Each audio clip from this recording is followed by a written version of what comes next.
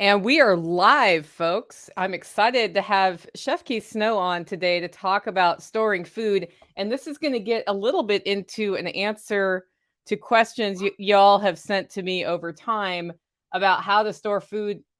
Also, if you are a low carb eater.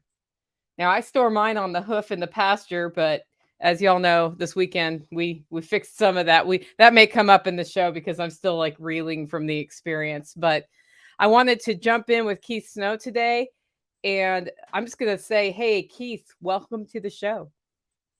Well, thanks for having me on. Now, some of my listeners may not have heard of you. I've, of course, followed your work for lots of years and was really excited when you reached out and said, hey, let's do this show.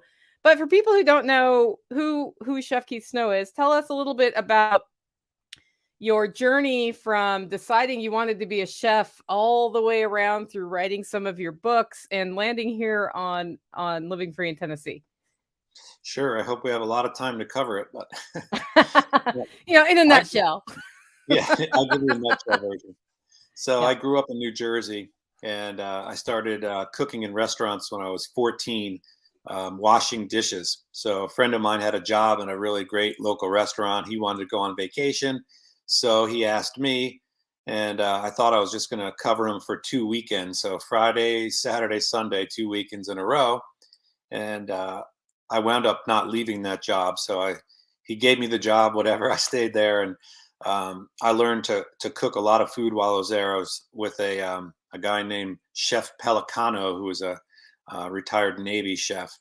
So he taught me a lot there, and I cooked a lot at home with my mom as well. So food's always been a big part of my life, but I never really planned to actually be a chef and go on with it. I went to college to play ice hockey.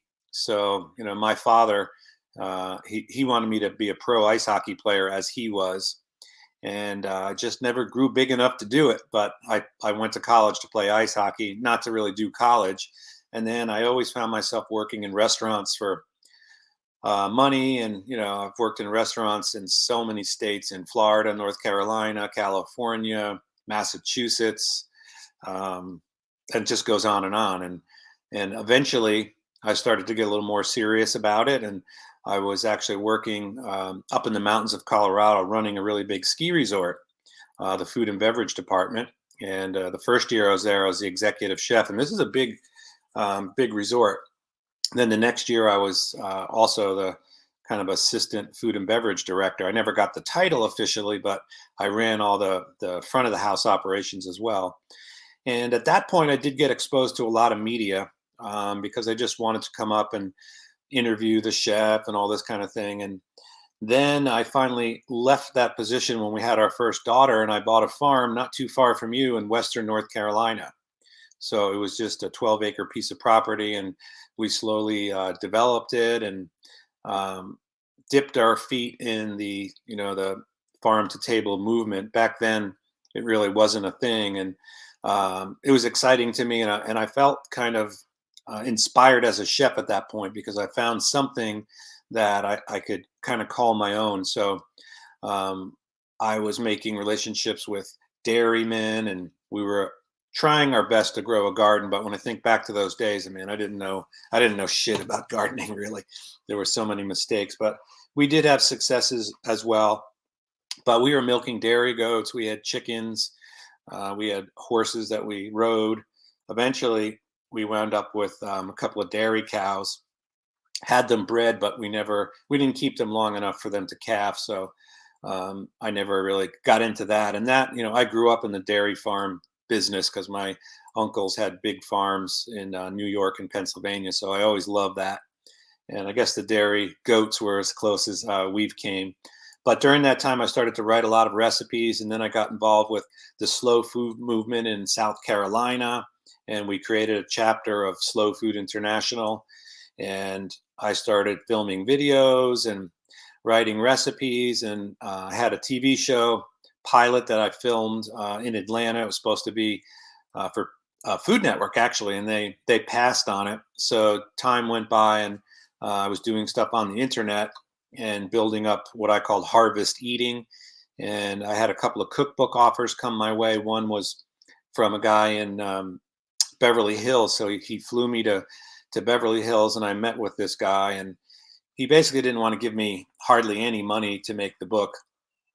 And I had an agent at the time, and she said, that down, that's a bad deal. And I'm like, are you kidding me? They're going to give me $5,000 to write a book. I should do it right now. And she said, no, you need to wait because you'll get a better deal. And I had never planned on writing a cookbook, but I had so many great recipes that I was writing and testing. So eventually she was right, and a much bigger publisher called Running Press did come to me, and we got a proper advance and created the Harvest Eating Cookbook. And actually, as I record, my computer's sitting on it, oddly enough, because it's very thick. So that came out in 2009, and that was a good experience because I had a New York City publicist and an agent, and I was able to travel all around the United States and even internationally to promote the book and myself and Harvest Eating. So I was very fortunate. I didn't know it at the time, but the publicist I had was one of the top food publicists. She still is. Her name is Rebecca Brooks in New York City, and she made a lot of the big Food Network stars that famous, and took them from infancy. But I was working with her for a couple of years, and I was able to do some really big events, and the book sold well, and that kind of led me onto the internet, and that's kind of how I met Jack Spirko. So the book came out in 2009, and I was traveling, and I was worried because of what happened in 2008. And we didn't store food at all. My refrigerator was the typical chef's refrigerator with fancy cheese and expensive meat. Canned food and bulk food, that was all a non-starter for That's me. all yuck stuff, right? Yeah, who eats that stuff? So, but I legitimately got scared, and I thought, wow, this is a serious deal. And so I said, well, maybe while I'm, like I was going to France for 3 weeks and this kind of thing, and I was off traveling all the time. And I said, I need to at least have food at the house in case something crazy happens. So I got into it like that slowly. And then I would say from like 2012, 13, 14, I got a lot of questions because I have a podcast. It's been a little reformulated, but it's the Keith Snow Show at keithsnow.com.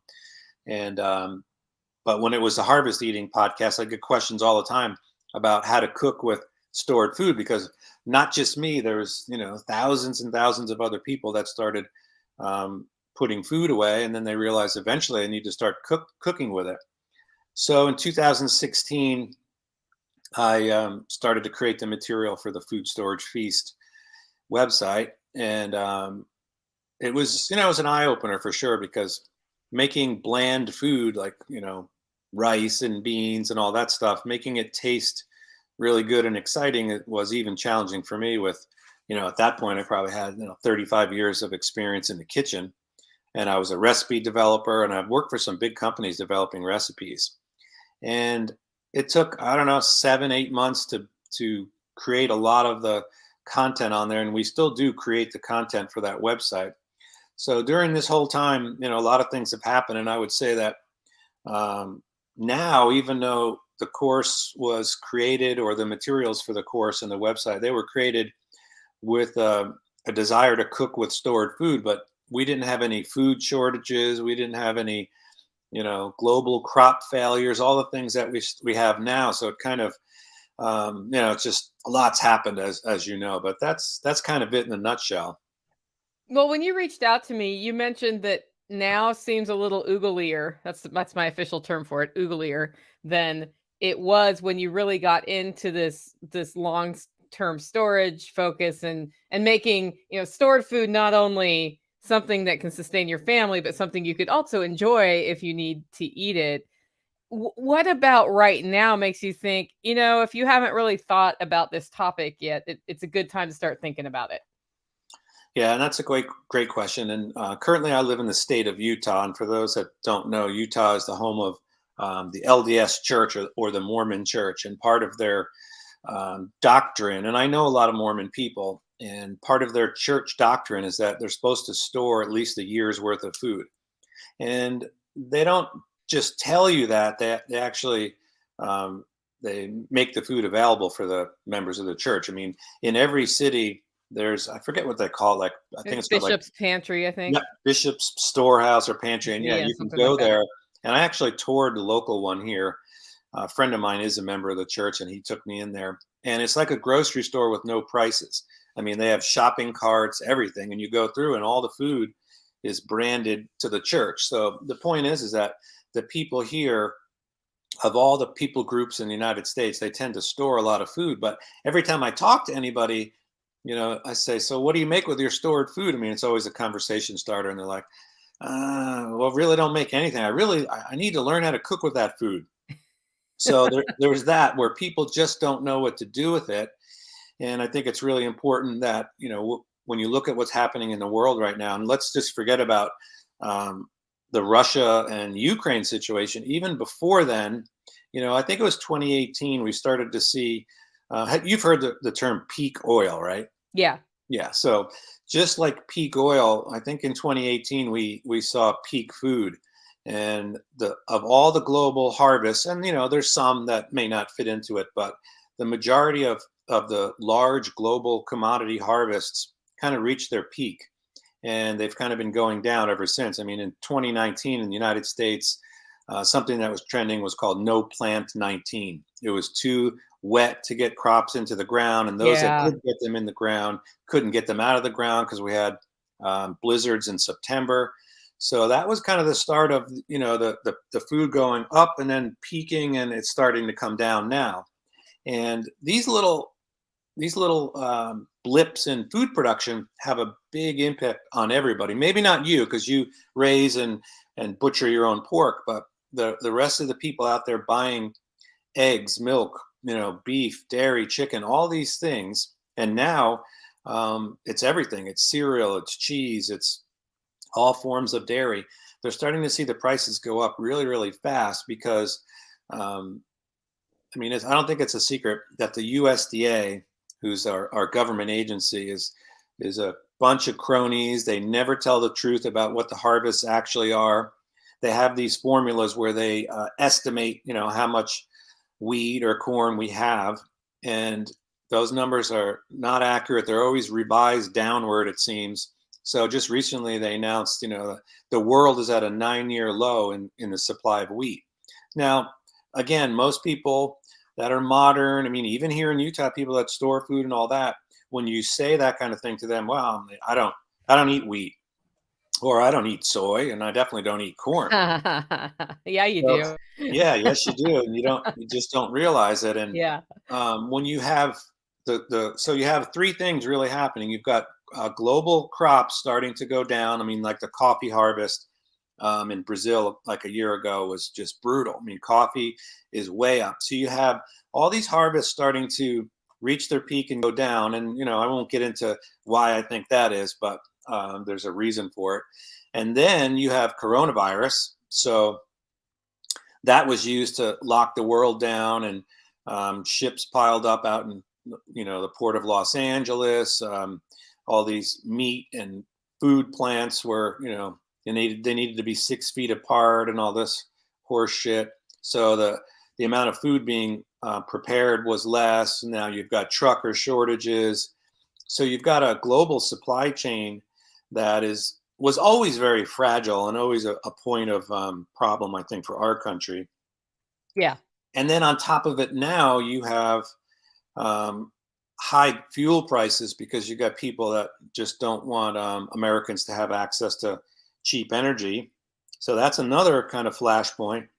And then you've got what's going on in the Ukraine, where people don't understand how much. I mean, Ukraine is the breadbasket of Europe. I think they produce upwards of like 80% of the world's sunflower oil.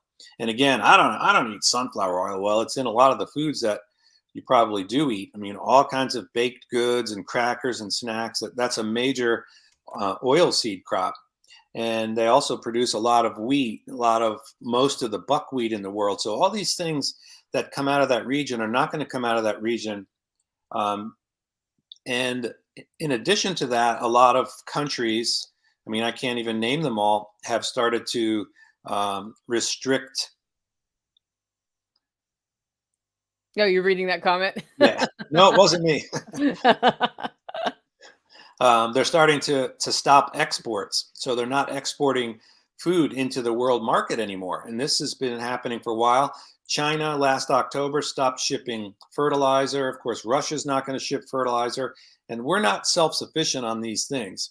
So all of these issues combined are adding up to something that we've never seen in this country before. So when I created the content and continue to create the content, it was never intended to, help combat any of this stuff. But all these things are happening at once, and it's really making me, urgently press people to store food. Well, and when I talk about, because you and I are aligned on this, when I talk about storing food on my show, it's about developing a deep pantry rather than piling number 10 cans of Mormon created stored food, although that's not necessarily a bad source either. They've got plenty of things that a ketogenic eater like myself can store. They also have access to some things I wouldn't store. I hear their chocolate pudding is really good. So we've had somebody on the show talking about all these things that come in those number 10 cans that are fabulous. But let's get on to this keto thing, because a lot of people look at the task of storing lots of meat and fat and all those things, and the first thing that comes to mind is freezers. And then you're like, okay, but how many freezers can I really have for a year, right? And what does that look like? So how and what can you store longer term? And by longer term, I mean more than a year, because I don't usually leave meat in my freezer more than a year for use against shortages happening that impact my ability to buy bacon, because bacon's important. Very important. No, it's obviously a great point. And I think, I don't know, I would say if you looked at the audience that listens to the things that I say and the things that you say and other people sort of in our community, particularly like the homesteaders, they realize that probably dietary, human beings, not all people, but I think most people do better off with less carbohydrates in their diet, particularly when they contain gluten. And I'm no different. So my father-in-law is actually in the next room, and he's English, and he's visiting from Colorado, and he can live on bread and cheese and wine. So I've been baking, nice bread, sourdough bread, and I grind the wheat, from my 55-gallon buckets of it or whatever. Yeah. And yeah, so I've been eating some of that bread because I love it.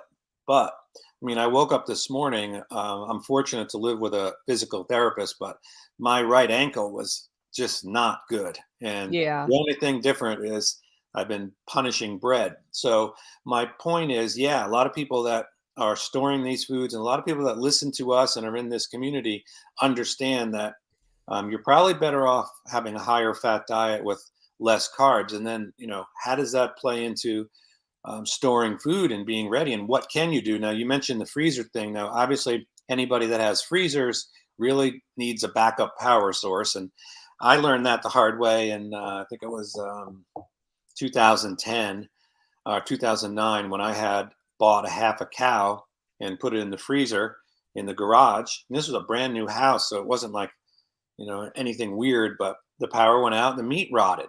And it wasn't a huge loss, but back then I think it was probably $400 of meat that went bad. So if you are storing any kind of protein, fat, whatever that's frozen, make sure you at least have a generator and some fuel. Yeah. But you can't store it forever. Now, behind me, behind the door that people can see behind me, there is a freezer in the hallway, and it is stuffed with bacon, ground meat, cuts of steak and all that, and we do shuffle through it and use it. But what can you do? So I would say the answer to a lot of that is what you can get in cans. Now I store a number of proteins in cans, and not 4 or 5 of them, but 100 of them. So I store a lot of canned beef, and not just canned beef chunks, but ground beef in cans. And you'd be amazed, again, going back to the skills it takes to make these things taste good, you can make really good meals with food that comes from cans. So we store a whole lot of canned beef chunks, ground beef. We store corned beef.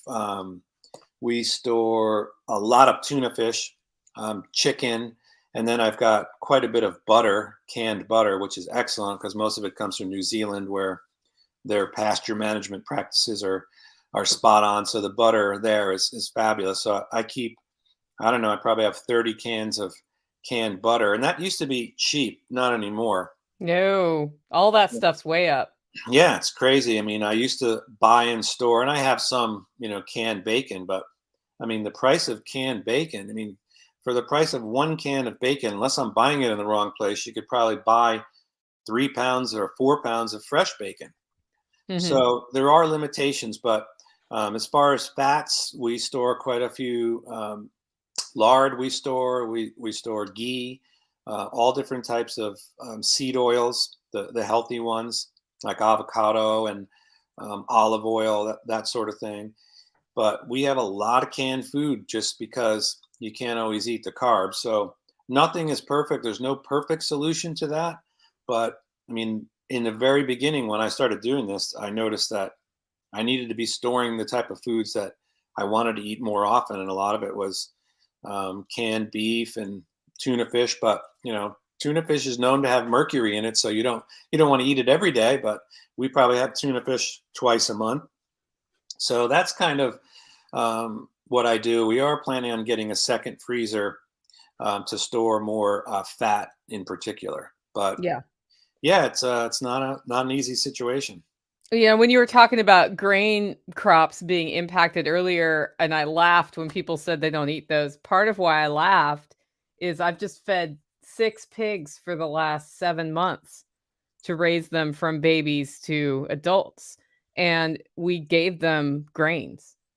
Those grains came from a local farm nearby, but if that farm were to run out, I'm stuck on the commercial market, right? And then that commercial market, you've already seen the price of bags of feed go up $2 to $3 a bag in the area. And that means that the cost of raising the pork goes up unless you're able to completely raise them on pasture or scraps, which is possible, but a lot harder. And when I did the math, I spent $3 or $4 a pound on what was just processed this weekend to keep them out of the freezer and on the hoof, because I was basically storing my fat in the form of a fat layer on a pig on the pasture for an extra month from what I needed, because I wasn't ready to put them in the freezer yet. So, I mean, that's another way to store Yeah. fats, but also that's how the grain markets can impact things that we eat, even if we're more of a ketogenic or low carb eater. And I think people don't think about that when they hear these massive crop failures. And then pushing up, the other No. food being pushed up by that is going to push up if you're soy free, that soy market still matters to you because it's pushing up the price of what most meat is raised on. Yeah, and that's the thing. I think people just don't they don't understand or don't want to understand. But you're talking from the producer side, and this is where, I mean, I know a lot of producers, and the pressures on producers right now are they're bad now. I mean, and I mentioned Ukraine earlier, so yeah, Yeah. they're not exporting, but they're also not going to be, if this keeps going. I mean, their window to put their crops into the ground is quickly closing because they need to be out there tilling the fields and planting. I mean, within the next 2 weeks or so, 3 weeks max, and so all of that food is going to be off the market. So these factors just make all of the foods that, if you're ketogenic or just if you eat meat or dairy, all these things are going up. And like you mentioned, I mean, I know people way back when in 2009, in an episode of Harvest Eating TV, we featured a guy in South Carolina, and he had pastured pork, but he had a giant property. And I mean, pigs are not easy on land. No. I That's mean, why I processed 4 in one weekend. I would never do that again as long as I yeah, live. Yeah. no, I live next door to a guy who he had 150 acres of cattle, and he Yeah. got 4 pigs. He was going to raise them, in a penned-in yard. And then when he realized how much money it cost to raise just 4 pigs, actually no, he had 6 pigs, Mhm. and the grain cost. This was back in 2015. I mean, he was constantly going through grain. He finally I wasn't feeding them enough, and they broke out of the. I mean, when they get hungry, they went right through the fence. Yeah. Now they were out in the 150 acres, and he was relieved that he didn't have to feed them anymore because they were getting all their nutrition from the pasture. But oh man, I mean, the damage was unbelievable. Uh, Yeah. they would just, I mean, they dig 2 foot holes. I mean, they could.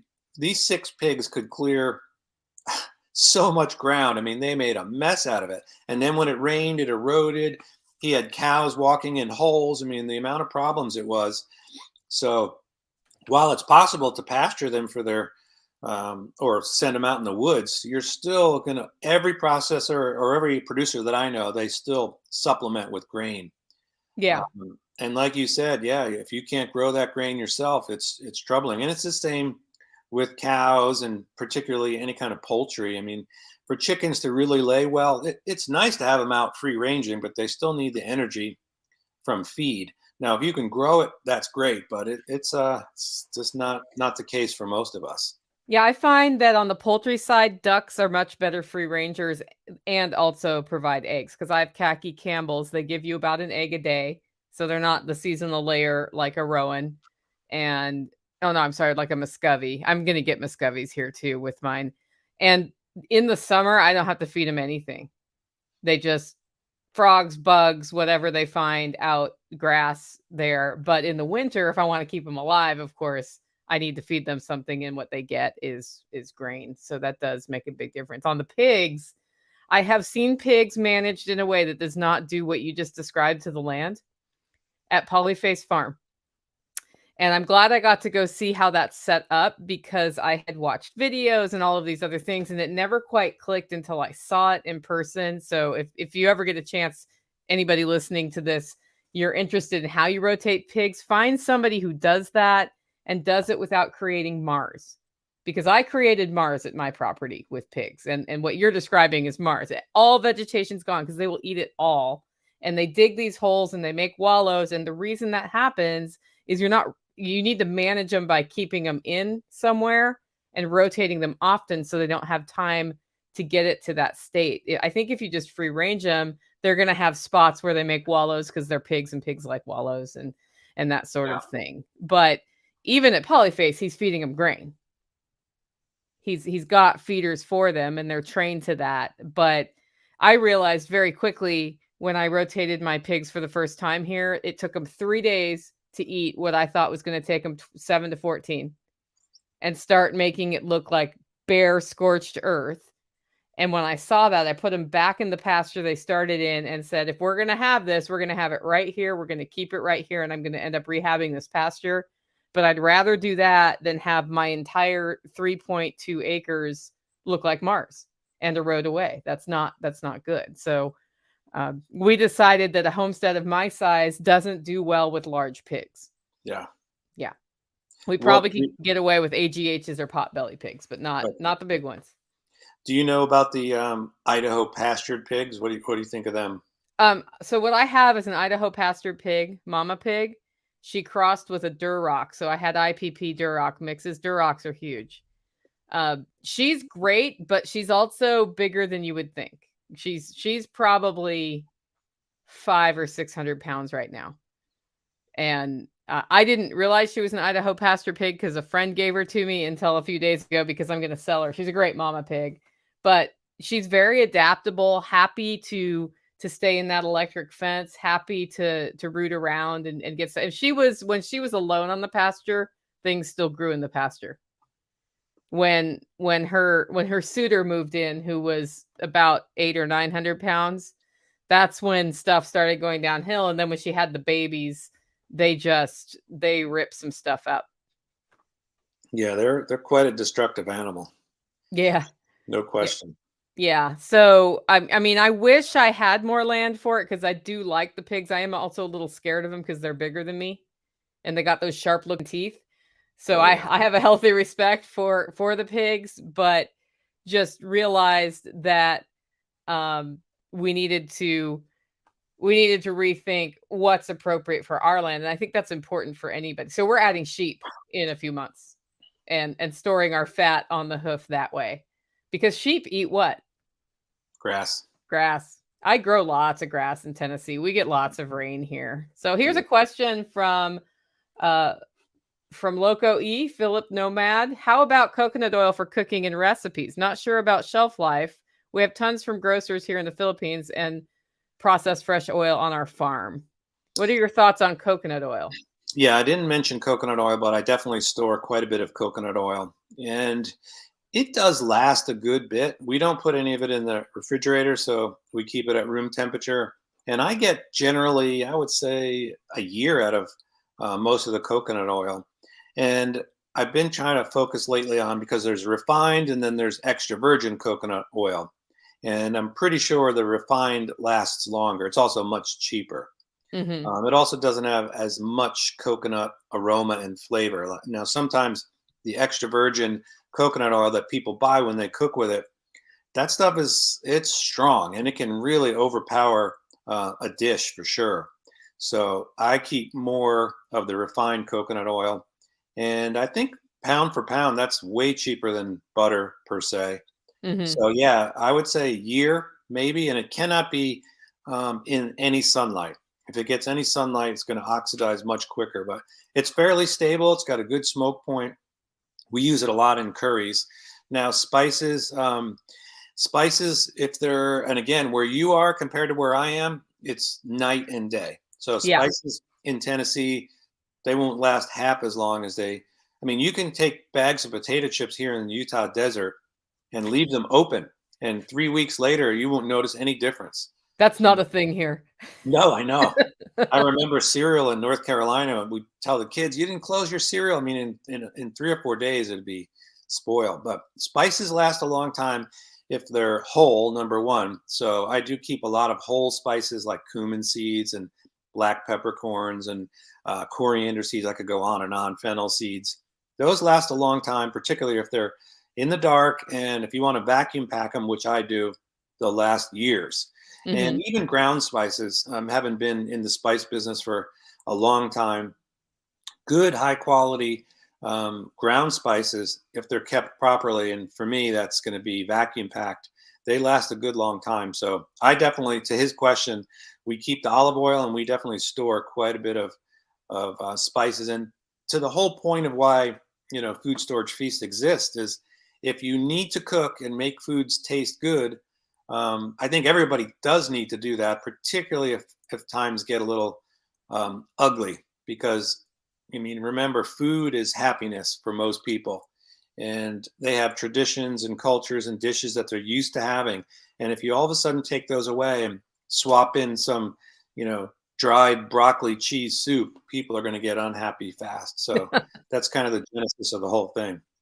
I made that face about the dried broccoli cheese soup, but I would totally throw that in my freeze dryer and see what happened, because it might be good homemade. But I Yeah. was thinking of the little powder packet. Yeah.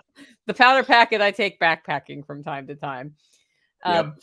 Well, speaking of spices, so how do you keep some of these canned meats and other things tasting good? Because, canned tuna without anything added to it isn't that awesome. Yeah, no, that's a good point. And I'll give you an example. So one of the things that I stress with food storage feasts is taking, maybe you have a little protein. So the other night we had 1, 2, 3, 4, we had six people to feed. So I had 2 pounds of grass-fed ground beef that was fresh. And then to that, I wanted to do Korean barbecue. So in my pantry, in order to make that taste amazing, so I like adding some fresh things, some stored food to make a meal. So the fresh things in this case were the beef, and then onion, fresh onion, and green onion. So those were the fresh items. And then I store a lot of things, and people don't think of like soy sauce, coconut milk, which is another great source of fat, by the way. Coconut milk, ginger, all the dried spices, sweet chili sauce. I'm trying to think of fish sauce, all those type of Asian sauces and other flavorings, mustard. I mean, Worcestershire sauce. There's not a lot of, they don't go bad fast. So even when they're open, I mean, a thing of Worcestershire will last a long time, even open. So we keep backups of all those things. So getting back to the dish, it was onions and garlic in a pot with a little bit of coconut oil, and that was cooked down. The beef went in, a bunch of green onions went in, then some seasonings like coriander went into that, some chili flake, and it was cooked down. And then soy sauce, fish sauce, oyster sauce. Again, I keep backups of all those in the pantry. So that was cooked down, and I made sushi rice. And we don't keep a lot of sushi rice, but I liked it for this dish. So I think I made 3 cups of sushi rice in the rice cooker, and then took that super seasoned beef, put it over it, and then I made a sauce in addition that had soy sauce, sweet chili sauce, brown sugar, sesame oil, and also chili paste that I store in little tubs. So like Korean chili paste, white pepper, and mix all that up into also rice wine vinegar, some fresh cilantro. That was another fresh ingredient. And this dish was amazing. I mean, people can go to Instagram.com/harvesteating, and you can see pictures of the actual dish there. But so the point was 6 people, 2 pounds of ground meat, a couple of fresh herbs and vegetables, and then a lot of stored pantry items, sauces, chili peppers, and it was an incredible meal. I took some fresh carrots and just made what did I have? Carrots and radishes. Just cut those up. Little rice wine vinegar, sugar, salt, cilantro, a touch of sesame oil. Toss it together. Left it for a few hours, and it's amazing on there. So you're having this meal where you think you're at a fine Korean restaurant, but if you actually figured out the cost, it really isn't that great. And most of the stuff, either came out of the refrigerator or the pantry with just a few items. And if you're crafty like you probably are, I mean, you can grow green onions, you can grow onions. These are all the things that it's not that difficult to do. Yeah, green onions are easy to grow, but what's even easier right now, I have an aquaponics system, and I have a bed it's a fill and flush bed. So it fills with water and the water comes out, and that just happens on a cycle. I will buy a package of green onions from the store, and they're, this tall, and they're kind of spindly, and I'll throw them into my ebb and flow bed and just leave them for the year. Like, I just put 2 packages worth. That was about $2 or $3 at the grocery store. That's enough green onions probably to get me through the next year. I'm just finishing last year's cycle, and they get big, but they're still soft. And I just harvest the leaves off them, and they keep putting more leaves out until eventually they give me a flower, and then I go get another package. Now, if I can't get a package, I of course have onion seeds that I can turn into green onions. It's a cycle that can be done. And we grow a lot of things here just because that's my Zen place, is sitting in the dirt with my plants. And because that makes me feel calm. And in this world, sometimes we need to find ways to make ourselves feel calm. It also makes me feel secure, knowing that I have the skills to grow these things. Here's one from Leah. She says, if you like spicy, Tabasco or hot sauce on plain canned tuna is actually pretty good. Yeah, good to know. I can go there. Yeah, I think I've done that before with some Texas Pete. You ever see those packages of they're like pouches of tuna? Yeah. Yeah, I've when I was avoiding gluten, so everybody else was at, I don't know, Chick-fil-A, and I had some of that stuff in the car. I just opened it up and poured Texas Pete in there and mixed it up. Seemed great. So yeah. Yeah, it's funny how how we figure those workarounds for when everybody else is eating stuff you should not eat. Are you still? I guess you're not still avoiding gluten because you just said you're in bread coma right now, right? Well, yeah, I'm in bread, and it takes me probably 7 to 10 days to kind of fully detox from the gluten. So as of this morning, before I came on here, I just had some scrambled eggs with my father-in-law, and he had some nice toast and I didn't. So yeah, I'm on the wagon for a while now. You're on the wagon. Yeah, you wake up with an ankle like I had this morning, you're gonna decide what's more important. I'm in the same place because this weekend I will never commit to 4 pigs at one time because they were 500-pound pigs. It wasn't like little pigs. And there were 5 of us on Saturday and 3 of us on Sunday. We went from about 7 in the morning till 10 on Saturday. And then Sunday we were done by 1, except for I still had 6 hams to trim in a fridge that I finished yesterday. But my whole body hurt on Monday when I got up, like my low back from lifting up these heavy halves of pigs, and I had a podcast to produce and coffee to roast and ship and all this stuff.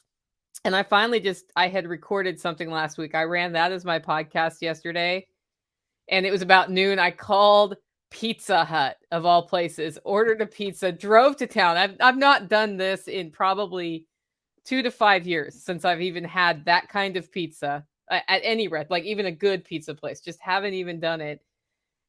Came home with the pizza, had a few pieces of pizza, and then slept for 5 hours.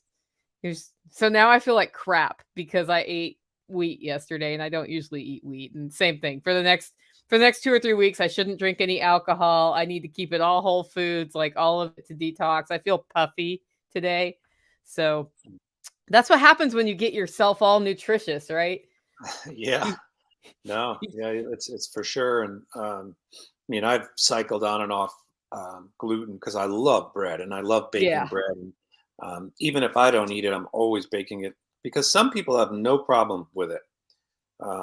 But I make a lot of baked goods here, and I cook bread for neighbors and all that kind of thing. So, plus it's just for me honing skills, mixing different flours. I grind a lot of my own flour, Hmm. so learning what tastes good and different combinations is exciting. So one of the things I've been doing lately, um, I've done a lot of, again, on my Instagram channel, you'll see different breads and stuff that I've baked that are full sourdough. And I've been making sourdough bread for a couple of decades, but it can be very finicky. Sometimes a sourdough starter will come to life in 5 or 6 days, no problem. Other times it can take 2 weeks to get it to Hmm. come to life. So I've been practicing these kind of hybrid breads. So the other day I made one, and it's a really big loaf of bread, a giant loaf, like 3.5 pound loaf. It had a teaspoon and a half of yeast, and then probably, I don't know, 7 or 8 ounces of sourdough starter. And that makes a really delicious bread. It's very active and bubbly. It's got a great crust. So yeah, for me, being in the kitchen cooking and experimenting and creating new recipes and videos and that sort of thing is, for me, it's just kind of like staying sharp. So What do it a advice lot. do you have for somebody who is hearing this and they're like, gas prices are up $2 a gallon, food is up 15%. I should have done the right thing and developed a deep pantry and started storing stuff. As you said, tinned meats are super expensive. I can't afford it. What advice do you have for somebody who's coming at it right now from that standpoint? Well, dietary exceptions aside, I always kind of turn. You're in Tennessee. There's a guy about, I don't know, 40 miles west of you named Dave Ramsey, and I always remember my wife years and years ago. We should listen to Dave Ramsey. I'm like, no way, that guy depresses me. I can't own anything. I can't buy anything. I don't want to listen to Dave Ramsey. But when I used to listen to him, the people would call up and they had $60,000 in credit card debt, and they made $12,000 a year, and they had 3 new cars and all that. What should I do, Dave? And the first thing he would say is, you need to eat rice and beans and rice. So that's where I would start. I would go and buy rice and beans because both of those are still very cheap. We buy black beans at Costco, and I think it's called S&W. They come in one, two, I think it's a 6-pack, and that's gone up quite a bit. But you can still buy, or maybe it's an 8-pack. I don't know. I can't remember. Maybe it's like $6.99 for 8 cans of beans. Then we don't store a lot of long grain rice, but we store basmati, jasmine, sushi rice, some short grain brown rice. So I would start with rice and beans as a good jumping off point because they both will store a long time. And now, can you store beans that need to be cooked? Yes, but those have a shelf life. And a lot of people say, oh, you can cook them 10 years later. You can, but you're going to cook them for 5 times longer. I mean, I've had beans, and we go over this in the food storage feast about Hmm. storing beans and ways to make them soften up quicker. But I've had dried black beans that I've soaked overnight and cooked for 10 hours, and they're still hard. So I think the easier place for people to start, and I do store some dry beans, but is canned beans. And we keep a lot of canned beans. We don't just keep black beans. We have white beans, garbanzo beans. Because if you have garbanzo beans, garlic powder, some olive oil, and a red pepper in the garden, you can make hummus in 30 seconds. So that's the kind of thinking. I mean, definitely canned foods, but for people just starting out, go like now, like soon as this video is over, and go to the store, because anything you buy now in 2 weeks or 3 weeks or a month is going to cost more than when you buy it today. And that is something that I've been making little notes and documenting. And it's, you want to talk about a return on your money. Food is a great investment right now. Mm-hmm. So I would go out and buy cans of beans, cans of rice, and learn how to cook with them for sure.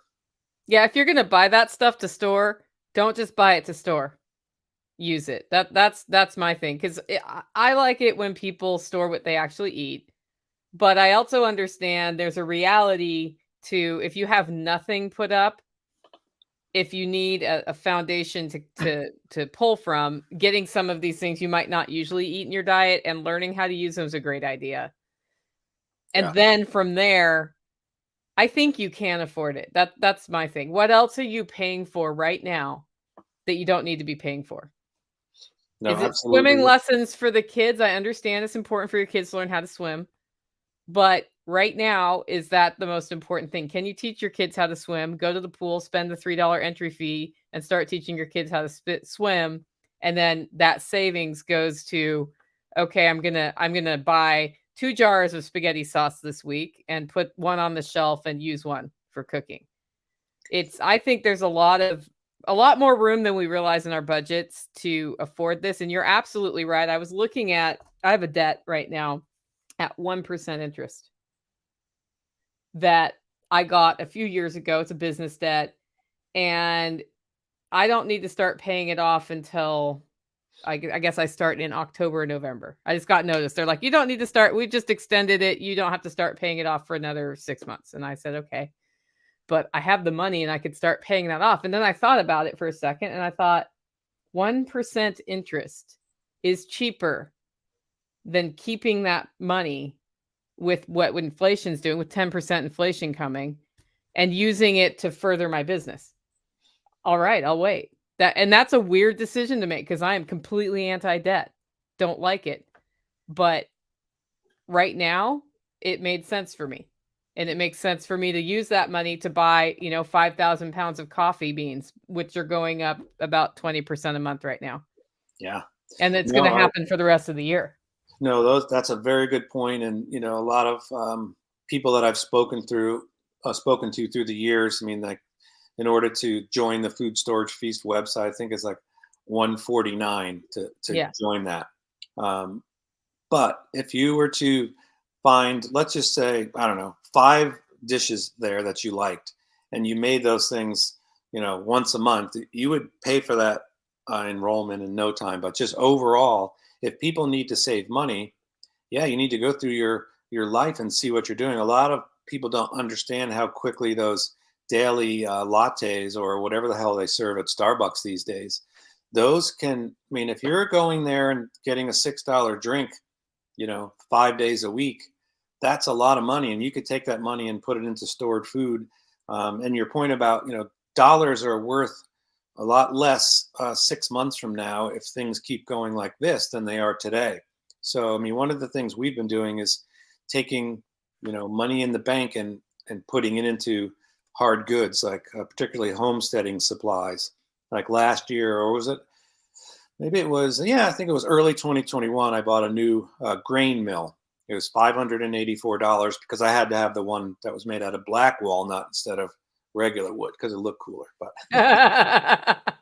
I never do that with red things in my kitchen, never. Yeah, so I got that, and then a new mixer, but other things that we've acquired through the years, like food dehydrator, vacuum packing machine. We've got hundreds and hundreds of canning jars. I'll buy lids every so often. But taking dollars now, particularly ones that you're not going to spend eating out, and investing those into food on your shelves or equipment like water bath canners or pressure canners that can help make food.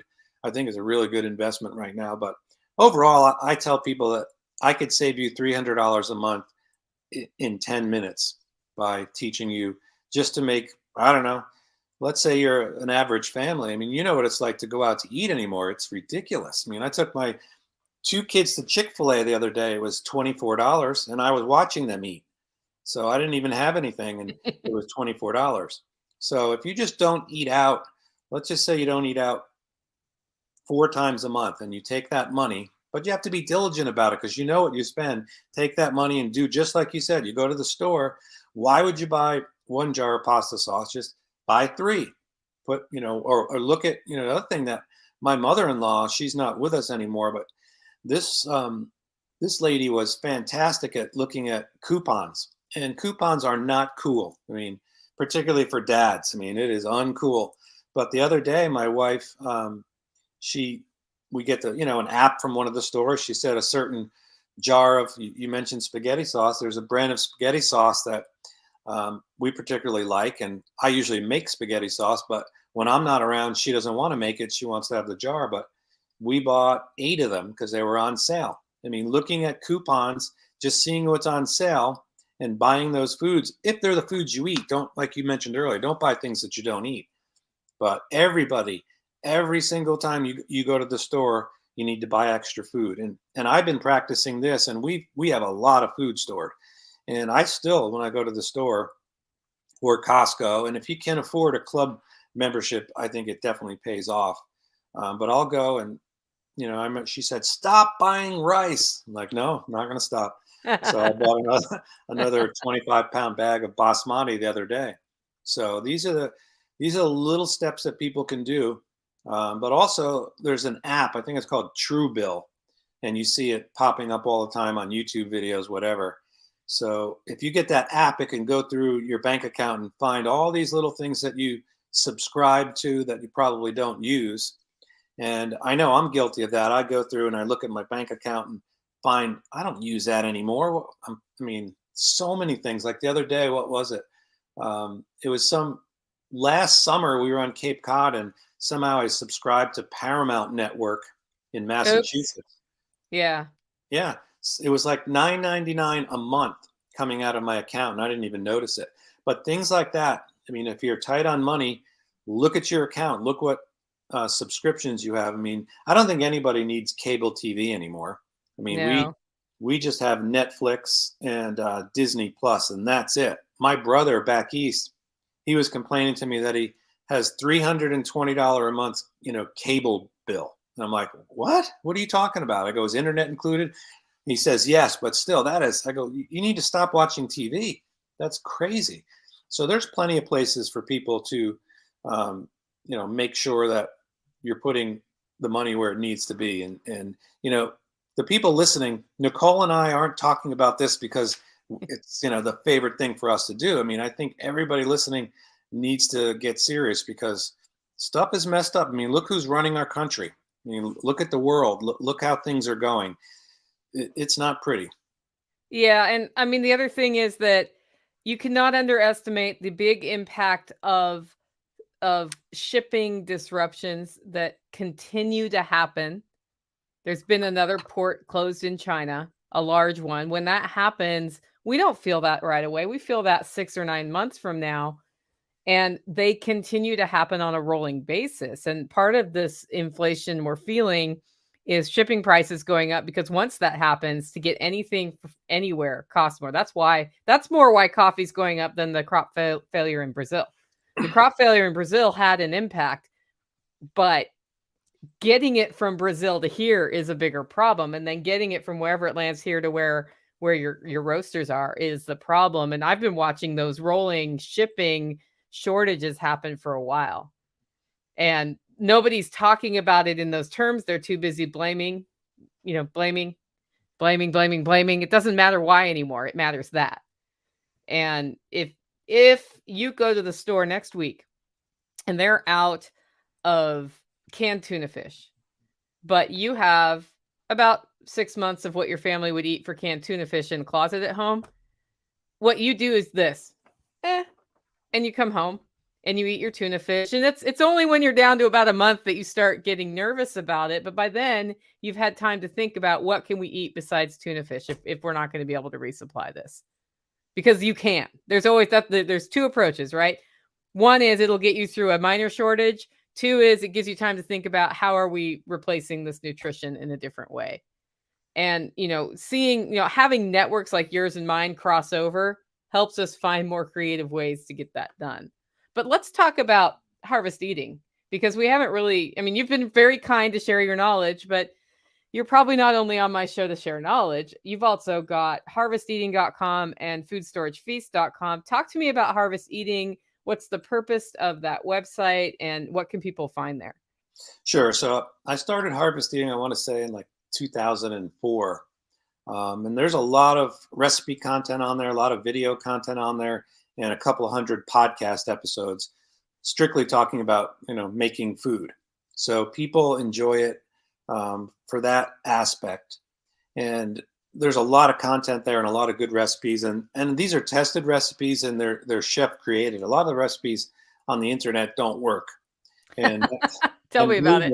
I've made a lot of them. Like the other day, I saw a new way to make macaroni and cheese that even I have never tried. And this was used with made with a scale. So to the gram. And maybe it was just that I have a different elevation than the person who created the recipe, but it did not work. So you have to be careful of the sources of your recipes. So there's a lot of great recipes on harvesteating.com, a lot of articles, all types of stuff. And then Food Storage Feast itself, that is a pretty resource-rich recipe collection.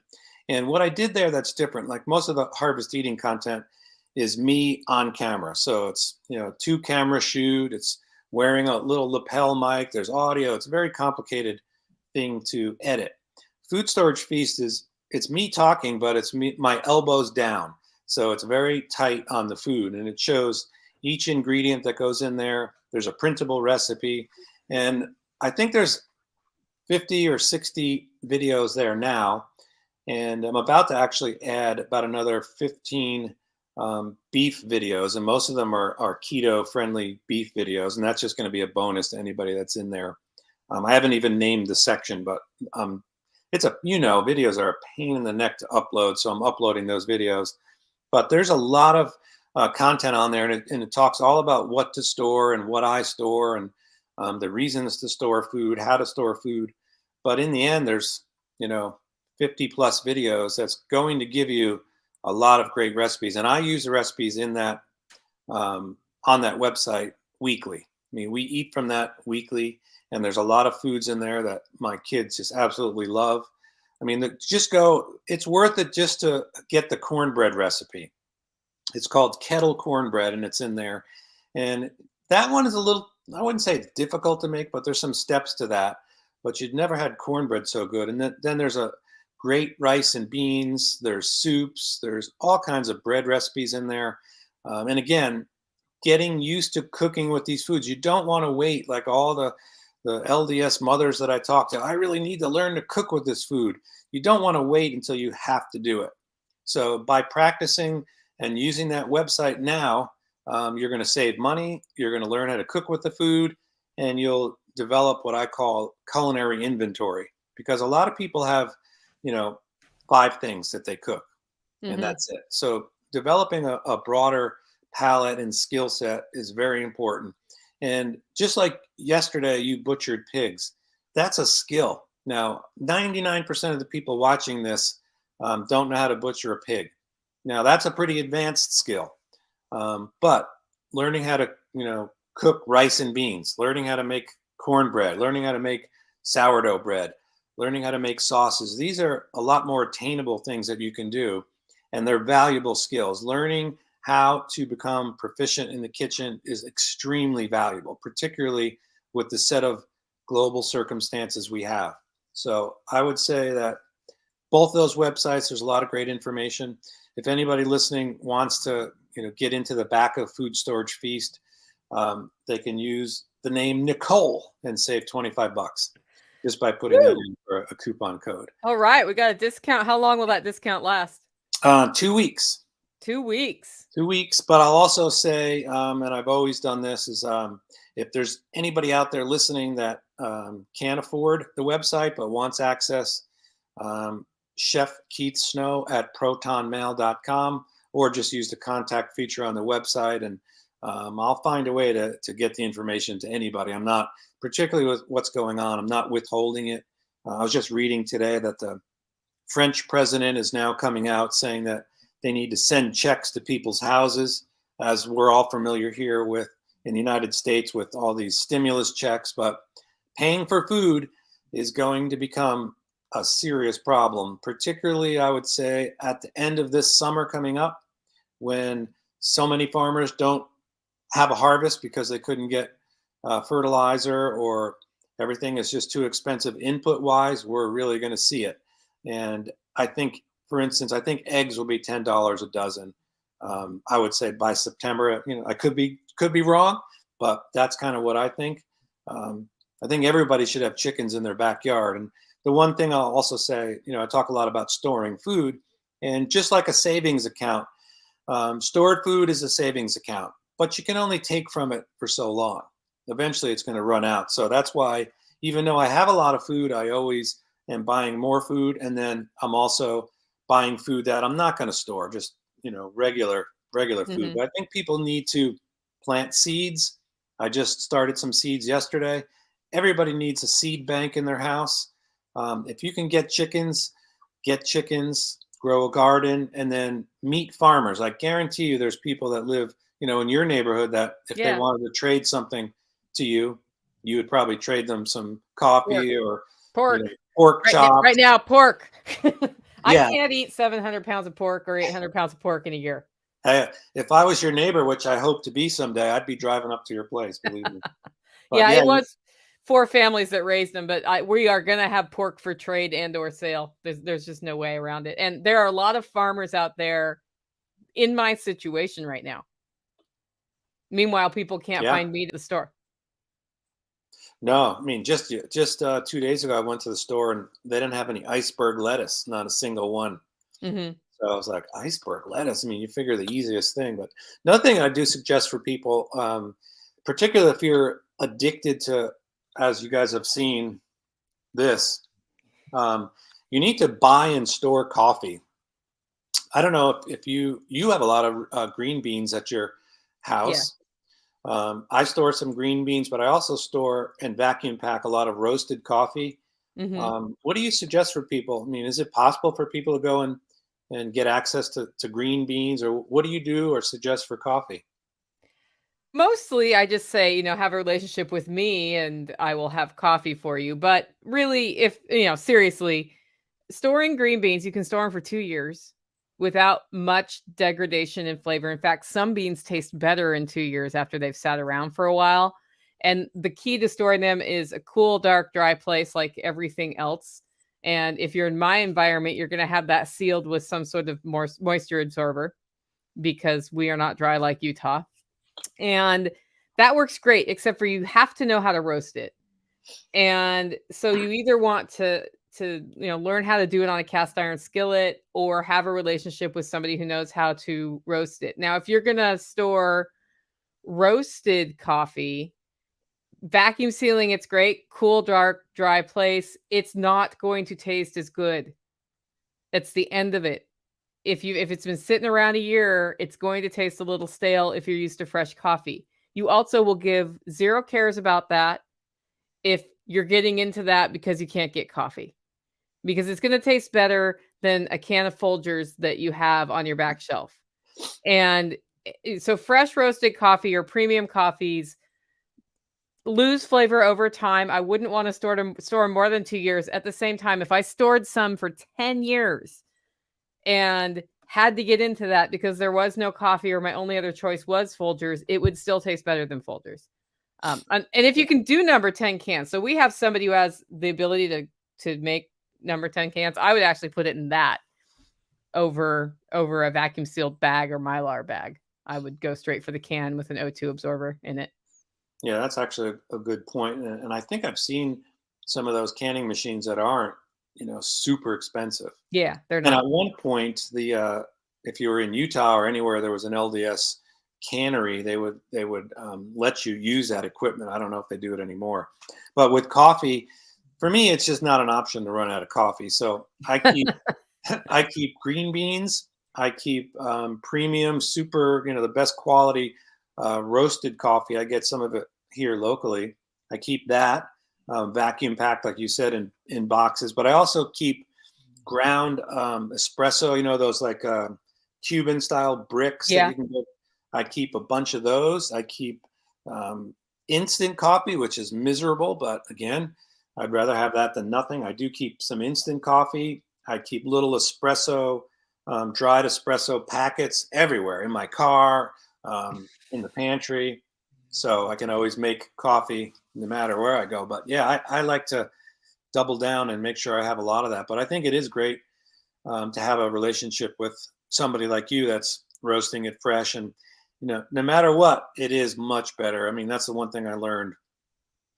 I guess it was for over 2 years, I was at Sundance running their food and beverage department, and they had coffee that was coming from Italy. And this stuff was so old. It was vacuum packed in bricks, but compared to the stuff that was freshly roasted and delivered weekly, it's night and day. So I think people that order your coffee are getting a good experience. So Yeah, and having a local relationship with a local roaster is as it's good. So I love it when people buy my coffee. It's part of how I pay for my life. At the same time, if you have a relationship with your local roaster and shit hits the fan, you've got that relationship with your local roaster. So it's not necessarily an either or situation. yeah, I remember last November, I was in Tennessee, not far from you, over in the Johnson City area, and I went to they had a coffee roaster there and a little cafe, and I had just an amazing something called if I forget the name now, I'm going to be very annoyed. It's called a cortado. Are you familiar with that drink? No. So cortado is equal parts espresso and steamed milk, but it has no foam, so it's just steamed milk, and it's not like 2 shots and 10 shots or 10 ounces of Yeah. milk. It's equal by volume, and that was a really, really good. That's basically drink. what I drink. Now I know what it's called. We Yeah, called it cortado. Milchkaffee in Germany, but I've never gotten it here, and I'm always like, "I'd like a latte, but with less milk or more espresso and no foam at all." Yeah. That's Oh, it's hard. I remember just recently going to Starbucks. Do you make a cortado? What? And yeah. I pull up on my phone. I go, it's right there. See that? It's equal parts. And they made it for me and it had a bunch of foam on it. And I said, no, that's not No what I foam. wanted. But I've got 2 people that actually can make it. So it is a delicious drink. But Yeah. yeah, nuts.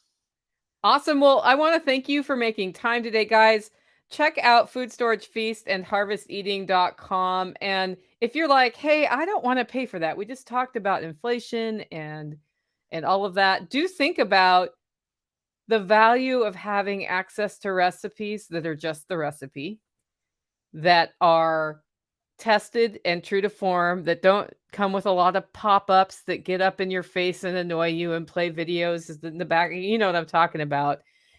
Learning to cook things from what you have and getting better at that is not only a great way to spend time with your family together while you prepare a meal or friends, but it's also a skill that can keep you out of restaurants spending money on food that doesn't taste as good as what you can cook at home. And that gives you power to be able to afford, more ingredients and some of these storage things we've been talking about. So if it is in your budget, I'd say go for it. And as Keith mentioned, if you use coupon code Nicole right now, you're going to get 25 bucks off. So that's a pretty awesome deal. Thanks for that. And thanks for being on the show, Keith. Well, I appreciate it. Thanks for having me, and get some rest after your pig harvest. I will.